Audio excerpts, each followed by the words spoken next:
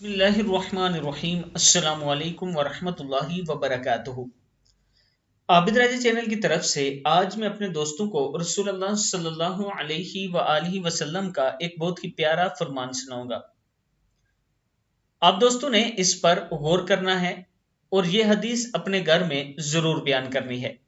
جنتی عورتیں۔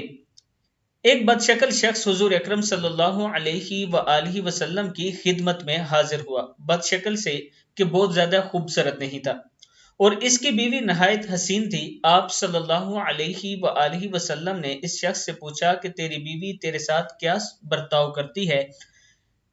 اس نے کہا کہ میری بہت قدر کرتی ہے اور میری بلا اجازت گھر سے باہر نہیں نکلتی، اپنے حسن و جمال کا لحاظ نہیں، میری خدمت کا خیال کرتی ہے۔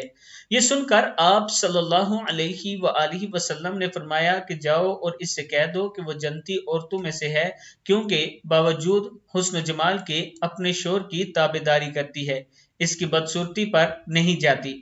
کتاب کا حوالہ یہ موجود ہے، آپ دیکھ سکتے ہیں۔ اس حدیث سے معلوم ہوا کہ شوہر کی خدمت کرنے سے عورت کو جنت حاصل ہوتی ہے، بالخصوص وہ عورتیں جو کہ حسن و جمال میں شوہر سے بڑھ کر ہیں، مگر وہ حسن و جمال پر فخر کی بجائے شوہر کی خدمت پر فخر کرتی ہیں۔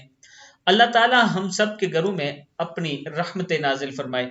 میں بالخصوص عورتوں سے گزارش کروں گا کہ یہ حدیث آپ کے سامنے بیان کرنے کا مقصد یہ ہے تاکہ آپ لوگوں کے گھروں میں امن ہو، لڑائی جھگڑے ختم ہو سکے۔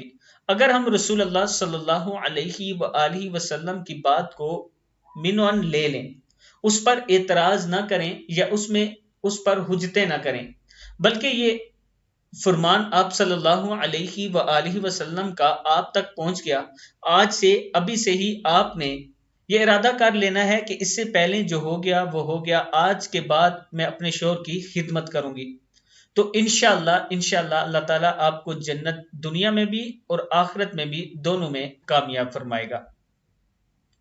اس ویڈیو کو آپ دوستوں نے آگے ضرور شیئر کرنا ہے۔ السلام علیکم ورحمۃ اللہ وبرکاتہ۔